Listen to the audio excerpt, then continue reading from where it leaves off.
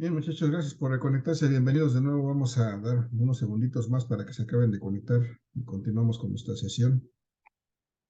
Tenemos ahí el pendiente de que investiguen muy rápidamente en internet cuánto vale el coeficiente de temperatura de el cobre y del aluminio. Si alguien lo tiene, ahorita le voy a pedir que me lo proporcione porque lo vamos a usar para hacer un ejercicio. Cobre es 3.9 por 10 a la menos 3. 3.9 por 10 a la menos 3, ok, ahorita lo registramos. Profe, el aluminio, creo que también dijo que es 3.9 por 10 a la menos 3. Igual. Sí, profe, así me pareció. Te da lo mismo, ¿ok? Puede ser que varíe un poquito más, si tuviéramos más décimas, a lo mejor podríamos notar la diferencia, pero bueno, al menos estos dos valores que me dan son muy similares, son iguales.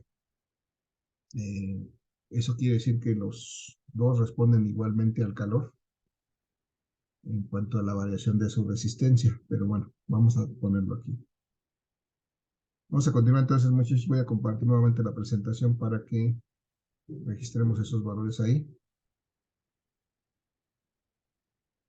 Si alguien encontró algo diferente me puede decir, porque nos decía, bueno, ya no vi quién fue, pero José Carlos nos dice que el aluminio encontró igual 3.9 por 10 a la menos 3. Lo registramos aquí. Este coeficiente de temperatura 3.9 por 10 a la menos 3. Y fue lo mismo que me dijeron para el cobre, ¿no?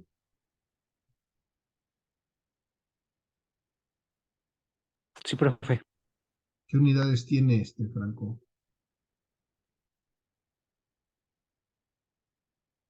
¿Tienes a la vista por ahí las unidades?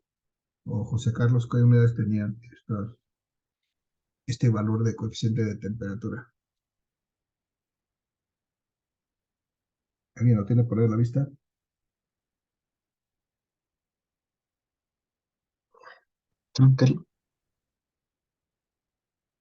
¿Perdón? ¿Kelvin? Kelvin a la menos 1. Kelvin a la menos 1. Kelvin a la menos 1, ¿no? Kelvin a la menos 1. Kelvin a la menos 1 es, bueno, Kelvin es la unidad de la temperatura, la unidad fundamental de la temperatura en el sistema internacional. Pero es una escala que se utiliza sobre todo para cálculos científicos y no es muy usada eh, de manera normal de forma cotidiana. ¿Cuál es la escala termométrica que usamos de manera cotidiana, muchachos? ¿Alguien se acuerda cómo se llama esa escala? ¿Sabe? ¿Se acuerda? ¿En qué medimos la temperatura normalmente de forma cotidiana? Celsius. En Celsius, grados Celsius. Entonces, grados Celsius, la escala Celsius y la escala Kelvin son escalas, digamos, similares. Ambas son escalas centígradas, es decir, se basan en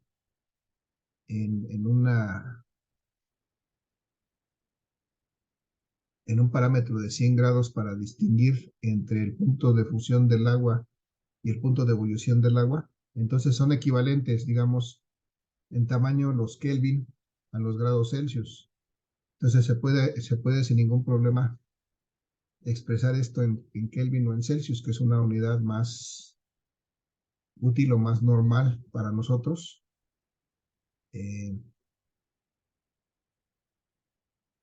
Los grados Celsius. Entonces, este coeficiente de temperatura normalmente lo vamos a expresar en Celsius, más bien en Celsius a la menos 1, o Kelvin a la menos 1, o como 1 sobre grados Celsius. Estas son las unidades del coeficiente de temperatura. 1 sobre grados Celsius o Celsius a la menos 1. Esto es equivalente a Kelvin a la menos 1 porque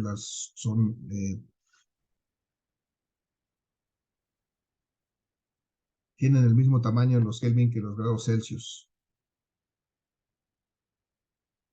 Entonces, normalmente vamos a decir, si estuviéramos a la temperatura ambiente, ahorita no está tan frío como en los otros días, pero vamos a suponer que la temperatura ambiente en este momento fuera de 15 grados, 15 grados Celsius. Es la temperatura ambiente, entonces el cordón de nuestra plancha, supongamos que este conductor verde es el cordón de nuestra plancha, cuando iniciamos a planchar, pues tiene aproximadamente la misma temperatura que cualquier objeto a nuestro alrededor, que sería la temperatura ambiente de 15 grados Celsius. Y para este caso, antes de empezar a funcionar, este conductor ya tiene por sus propiedades físicas y su propia naturaleza, tiene una resistencia determinada, por ejemplo, de 3 ohms. Entonces, cuando nosotros ponemos a funcionar nuestra plancha, aquí empiezan a moverse los electrones, existe una corriente eléctrica, un flujo continuo de electrones que va a hacer que estos electrones se muevan, choquen, interactúen con otros electrones, produciendo un incremento de temperatura conforme transcurre el tiempo, de tal suerte que pasado un cierto tiempo, pues tenemos aquí, después de un cierto tiempo, tenemos aquí una temperatura final, por ejemplo, de 35 grados Celsius.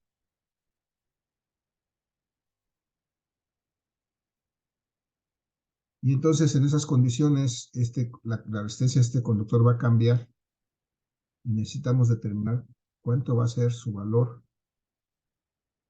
cuando su temperatura ha cambiado desde 15 grados Celsius hasta 35 grados Celsius.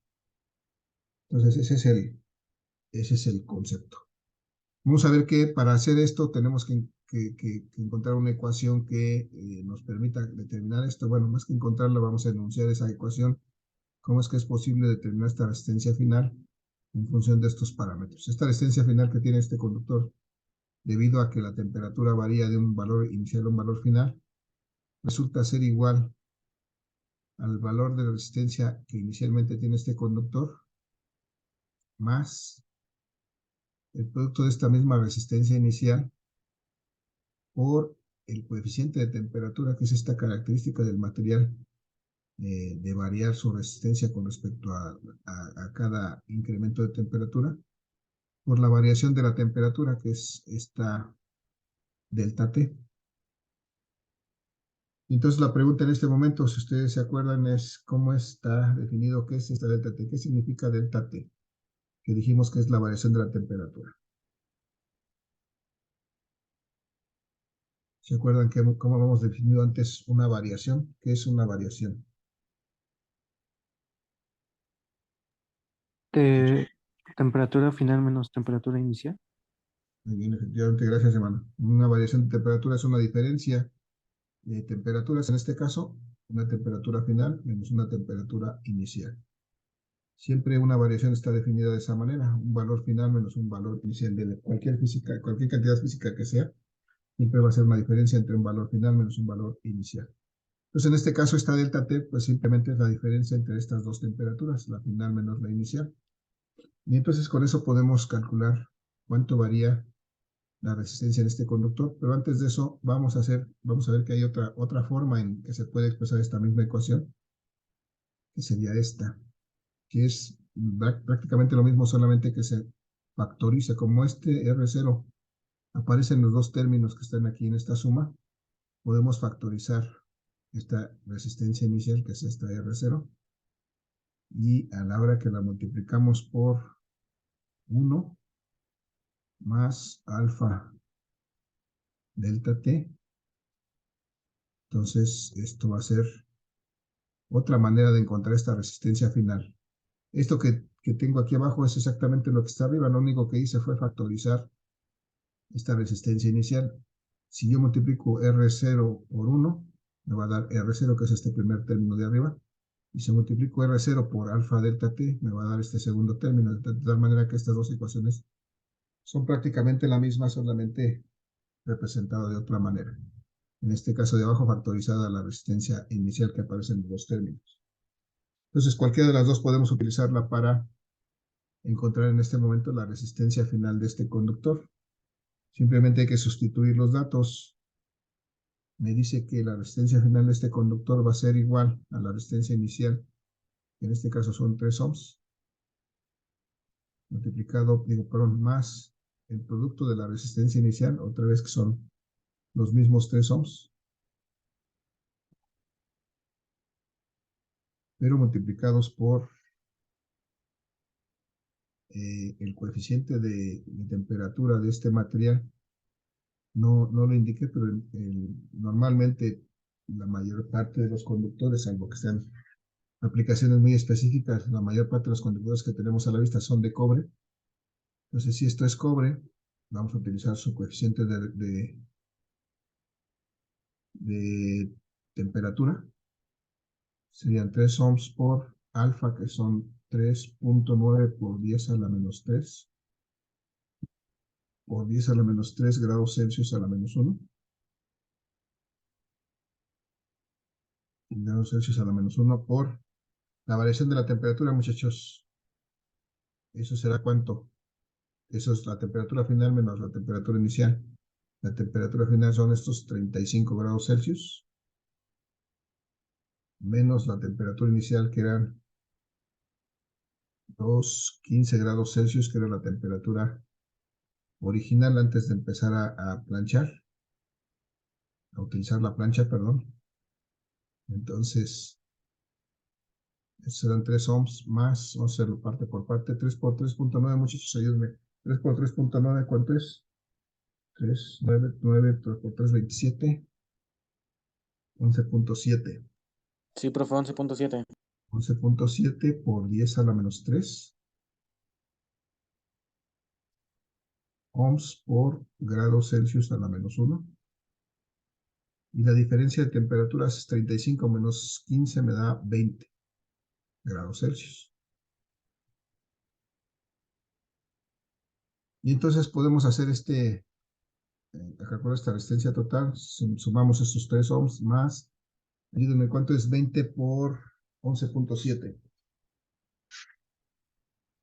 Son 117, son 234. 234.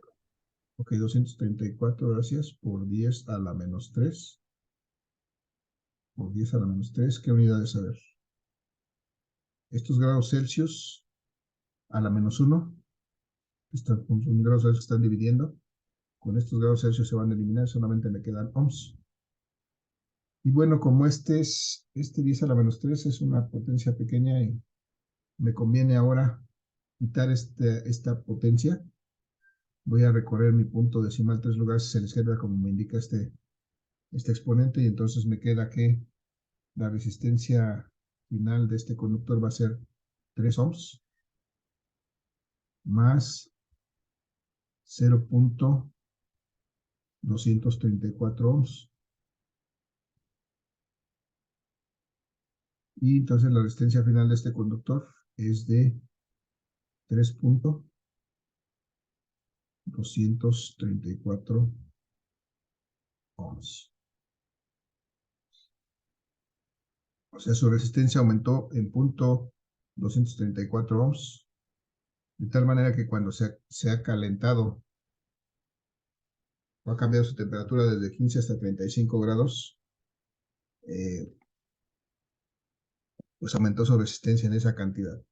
Y desde luego esa resistencia aumentada pues va a generar más calor, más energía que se pierde en calor. Por eso es importante mantener este valor de cambio de resistencia o de resistencia en el valor más bajo posible para evitar pérdidas. Vamos a ver más adelante que estas pérdidas las podemos cuantificar y vamos a poder, van a tener que ver con la eficiencia de un circuito eléctrico, pero por el momento lo que nos interesa es recordar y plantear que un cambio de temperatura en un conductor eléctrico va a generar un cambio en su resistencia, un cambio en la oposición que ejerce a la circulación de corriente. Y eventualmente, pues, si esa resistencia aumenta, eso va a generar mayor calor, mayores pérdidas. Pero también funciona a la inversa, muchachos. Si esta temperatura si este conductor en lugar de calentarse se enfría, resulta que también su resistencia va a disminuir, porque si vemos aquí tiene una resistencia directamente proporcional a esa variación de temperatura, de tal suerte que se puede dar el caso que, no sé, por ejemplo, en días muy fríos, son días en que ya las temperaturas bajan sobre cero, son muy bajas, pues aquí en México tal vez no tengamos fácilmente temperaturas bajo cero, pero sí tenemos temperaturas mucho más bajas. Resulta que en un conductor, o tal vez en el mismo conductor, cuando está en el ambiente frío, pues tenga una menor resistencia que en una temperatura o en un día caluroso, ¿no? Esa es la idea. Entonces, muchachos, ¿alguna duda, pregunta, comentario con respecto a este cálculo de la resistencia final de un conductor eléctrico conforme varía la temperatura? No, profe. ¿No? No, Va. Entonces, vamos a proponer unos ejercicios complementarios donde hay eh, ejercicios con respecto a esto. Pues es aplicar esta sencilla ecuación.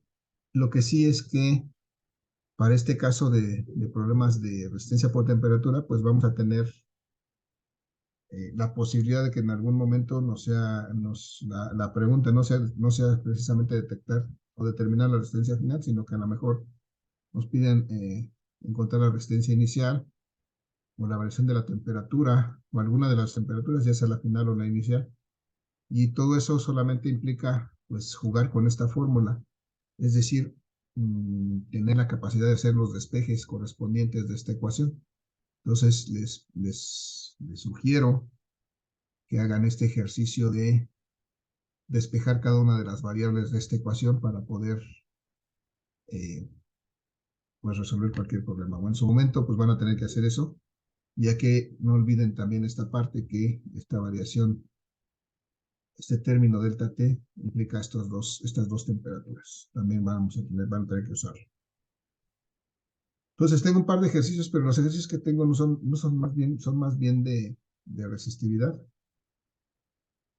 Entonces, vamos a hacer al menos uno ahorita. Si nos da tiempo, hacemos otro más. Pero antes de pasar esos ejercicios, muchachos, ¿alguna duda, pregunta o comentario? ¿Algo más? profe, Sí. ¿por qué el coeficiente se quedó como grados Celsius a la -1? ¿Por qué se quedó como grados a la -1? Sí, Eh, porque decía yo que normalmente lo vamos a hacer, digamos, estamos más acostumbrados a usar la escala Celsius para nuestras temperaturas. Eh,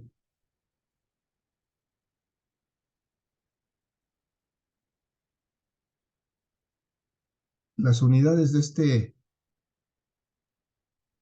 coeficiente pueden ser los Kelvin a la -1, pero si quisiéramos usar Kelvin, como normalmente vamos a tener referencias en Celsius, tendríamos que estar haciendo la conversión. O sea, podemos usar Kelvin sin ningún problema como está marcado ahí. Pero yo les decía que la escala Kelvin y la escala Celsius son equivalentes, porque las dos se basan voy a tratar de representar eso aquí, en una misma referencia. Vamos a suponer que la escala de la izquierda es la escala Kelvin y la de la derecha es la escala Celsius. Entonces, cuando en la escala Celsius hay 0 grados, es el punto de fusión del agua. Es decir, cuando el hielo se convierte en agua, aquí decimos que hay 0 grados, o al revés, cuando el agua se convierte en hielo, decimos que hay 0 grados Celsius. El punto de fusión del agua es a 0 grados Celsius. Y cuando el agua ebulle o el agua se convierte en vapor, cambia de líquido a gas. En la escala Celsius hay 100 grados, 100 grados Celsius. Y entonces esta es una escala centígrada, es decir, de 100 grados. Así es como está dividido entre la temperatura de función del agua y la de ebullición. Entonces hay 100 grados.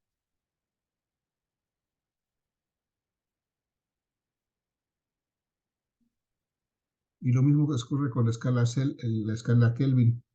Aquí nada más que la escala Kelvin empieza en un valor más lejano, porque la escala Kelvin es una escala absoluta. Tiene su cero aquí. Su cero de la escala Kelvin está aquí a menos 273 grados Celsius. Y entonces la escala Celsius corresponde con 273. El cero Celsius corresponde con 273 Kelvin. El 100 grados Celsius con 373 Kelvin.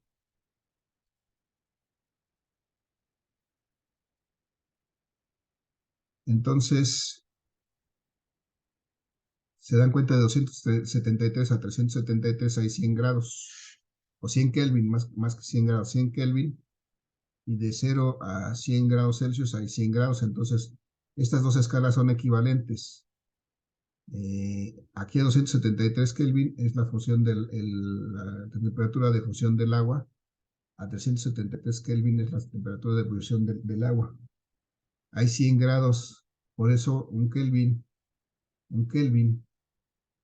es exactamente igual a un Celsius, a un grado Celsius, porque las escalas son idénticas.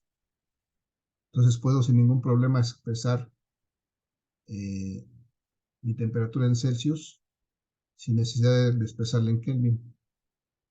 Porque si la tengo si la quiero expresar en Kelvin, tendría que hacer la conversión de Celsius a Kelvin. Y para pasar de Celsius a Kelvin, tendría que sumar 273 grados. Y tendría que estarlo haciendo para cada temperatura. Es decir, aquí podría hacer, para representarlo en Kelvin, tendría que sumar 273 más 35 y tendría el valor en Kelvin de esta temperatura.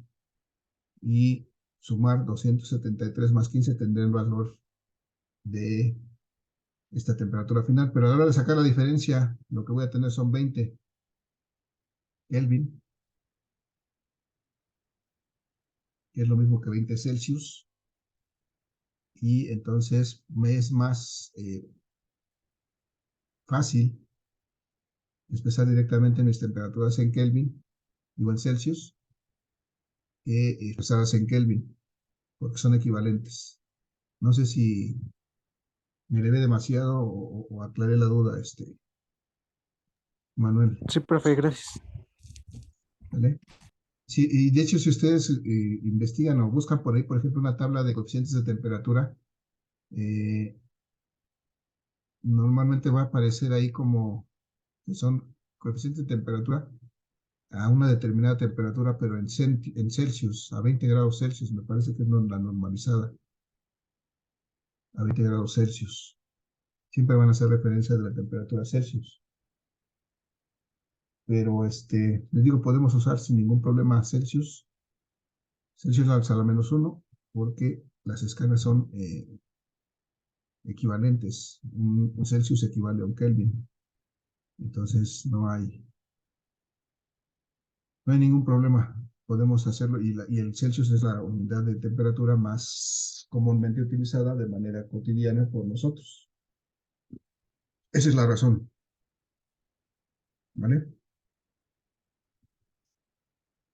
¿Alguna otra duda, muchachos? ¿Pregunta, comentario?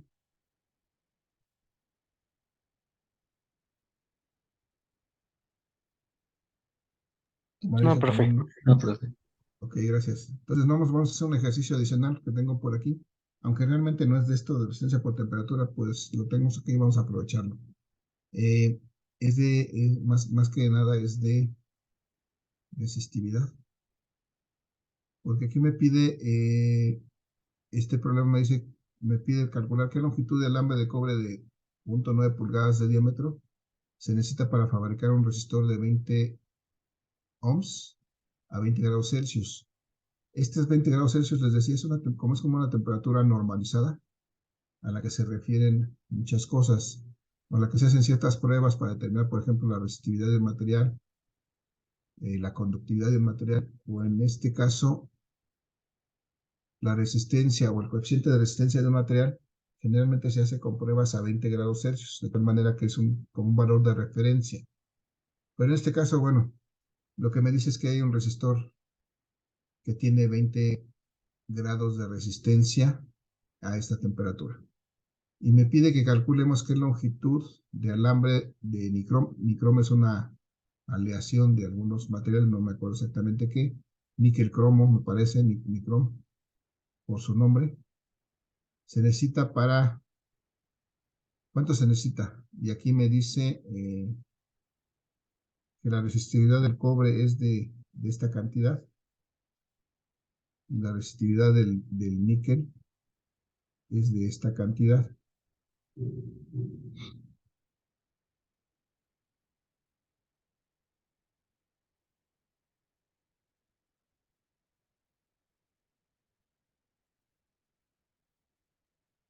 No es cierto, del cobre y del nicrom.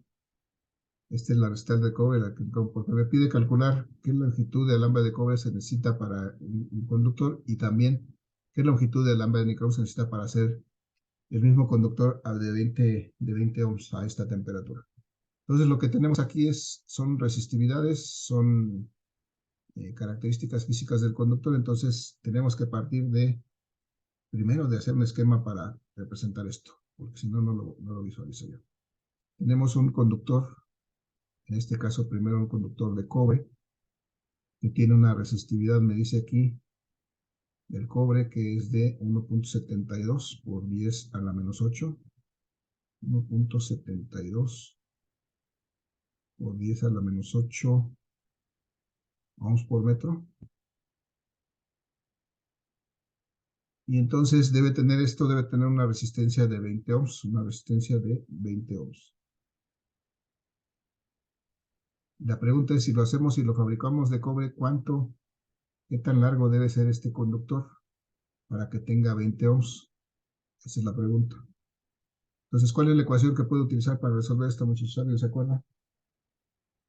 La que involucra la resistividad, resistencia, longitud, y además me habla del diámetro del conductor, que es en esta cara. Si yo lo dibujara aquí, tendría un círculo que tiene un diámetro de 0.9 pulgadas. Eso me generaría una cierta área aquí de sección transversal de este conductor, que también tendré yo que calcular. Muchachos, ¿cuál es la ecuación que relaciona todos esos parámetros? El área, la resistencia, la longitud, la resistividad. ¿Alguien la recuerda por ahí? Resistencia es igual a resistividad Ajá. por longitud entre área. Resistencia es igual a resistividad por longitud entre área. Muy bien. En este caso, lo que me piden es calcular la longitud, entonces necesito despejar de esta ecuación la longitud. Despejada la longitud, y aquí, ¿cómo me queda?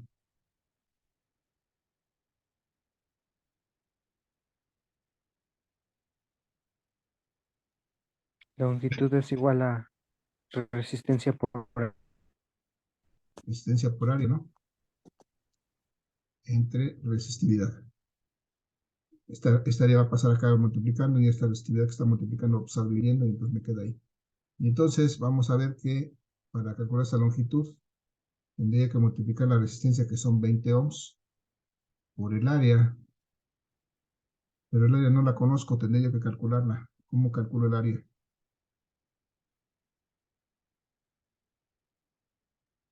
Es igual el área de este que está aquí, de esta área que está aquí asegurada en amarillo. Es un círculo, ¿cómo la calculo? Pi por radio al cuadrado. Pi por radio al cuadrado, pero necesito que esta área me dé en metros cuadrados. Entonces necesito expresar este radio en metros cuadrados. Y lo que tengo es un diámetro en pulgadas. Para empezar, ¿cuánto vale este diámetro bueno, para empezar, perdón, ¿cuánto sería el radio de este círculo? En pulgadas para empezar, ¿cuánto sería?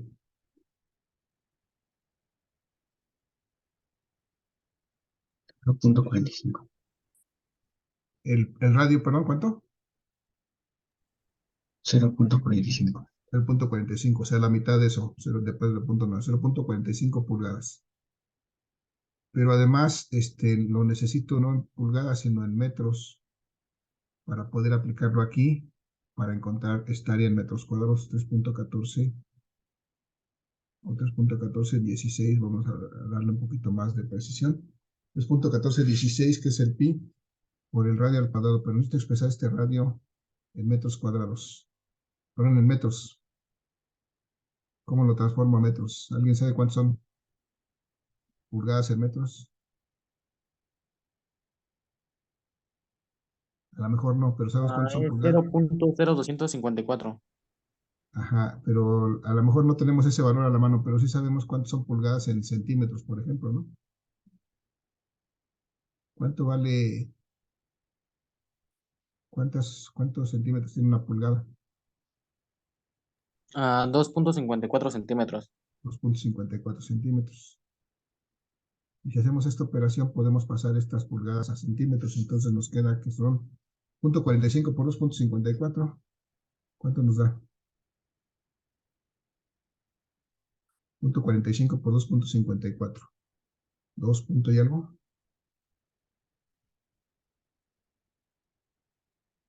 Me salió 1.143, perdón. 1.143. Sí, 0.45 por 2.54. ¿Cuánto te dio, dices? 1.143, profe. 1.143, ok. 1.143. Estos ya son centímetros. Y entonces para expresarlo en metros, pues simplemente lo pongo por 10 a la menos 2, ¿no? Como lo hemos estado antes, 1.143 por 10 a la menos 2. Y con eso ya lo expreso en metros. Y eso es lo que voy a sustituir aquí. 1.143 por 10 a la menos 2 metros. Pero además estos son al cuadrado porque es pi por radio al cuadrado. Entonces, si me ayudan, ¿cuánto es 1.143 al cuadrado?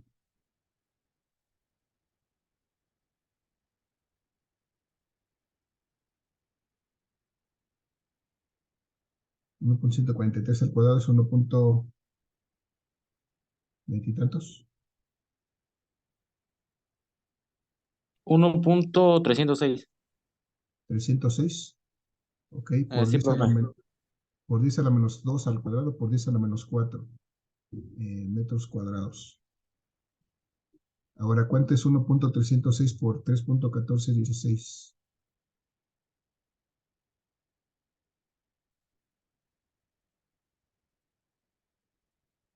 4 punto ¿qué? Me salió 4.102. 4.102, ok. 4.102 por 10 a la menos 4. Esto ya tengo mi área en metros cuadrados. Todo eso tuvimos que hacer para pasar esta área en metros cuadrados, que es lo que necesitamos aquí para sustituir esta área. 4.102 por 10 a la menos 4 metros cuadrados. Porque necesitamos expresar esto en unidades del sistema internacional. Y ahora sí vamos a dividir entre la resistividad, que es de 1.72 por 10 a la menos 8 ohms por metro.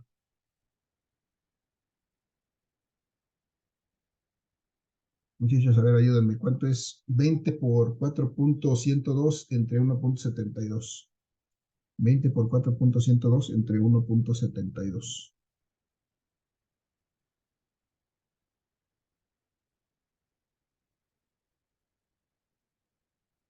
Aquí me dan 80 y tantos entre 1.72.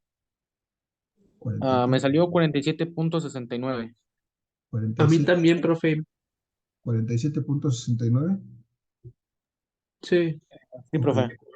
47.69 por 10 a la, que tengo arriba 10 a la menos 4 y tengo abajo 10 a la menos 8. Menos 4 más 8 por 10 a la 4, ¿no? Ajá. Por 10 a la 4. ¿Qué unidades tengo aquí? Ohms se van a eliminar con estos. Metros cuadrados, este cuadrado se va a eliminar con estos metros. Me quedan solamente metros. Si ajusto esto un poquito y muevo mi decimal un lugar hacia la derecha, voy a bajar este a menos 3. Me quedan 476.9 por 10 a la 3 metros. Y estos 10 a la 3 metros, ¿con qué lo puedo sustituir? ¿Con qué múltiplo? ¿Cuánto es 10 a la 3 en un múltiplo? K. K. Entonces, esto me queda 476.9 kilómetros.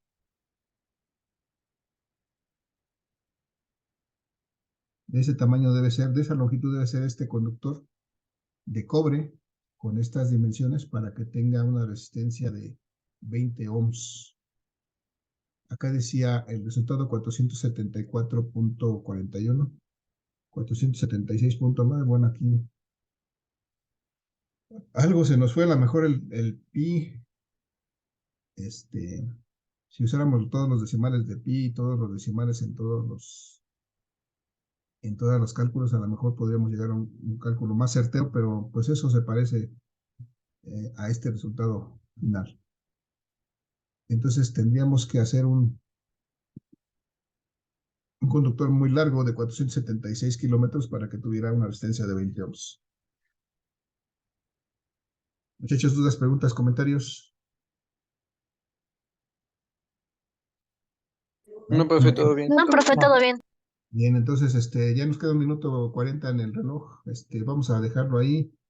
El día de mañana nos veremos para una última sesión para ver dudas o alguna Profe, situación. Te escucho. Regale. para los ejercicios de mañana, nos piden sacar calorías, pero me parece que eso no lo llegamos a ver. ¿Cómo lo podríamos sacar? Hay una, buscan el factor de conversión, me parece que es 1 punto, hay un factor de conversión entre joules y calorías que es 4.28, me parece por ahí así. Creo que vienen los 4.28 apuntes que nos joules. mandó, profe. Regálenme sus Ok, profe. nombres en el chat, por favor. Regálenme sus nombres en el chat para su participación, muchachos. Más bien su palabra participación en el chat para que sea su participación del día de hoy. Y si no hay más, les agradezco por ahí su asistencia. Pero digo eso de las calorías solamente es hacer una conversión. Busca el equivalente de joules en calorías. Me parece que el 4.28 joules es una caloría. Ok, profe. ¿Vale? Sí, profe. Gracias, muchachos. Que tengan excelente día. Cuídense mucho. Nos vemos en la siguiente. Hasta luego. Gracias, Hasta luego. profesor. luego, Hasta profesor. luego. Hasta luego. Buen día, Hasta buen mañana, día. profesor. Que tenga un bonito día. Igualmente, finalizo para todos. Gracias.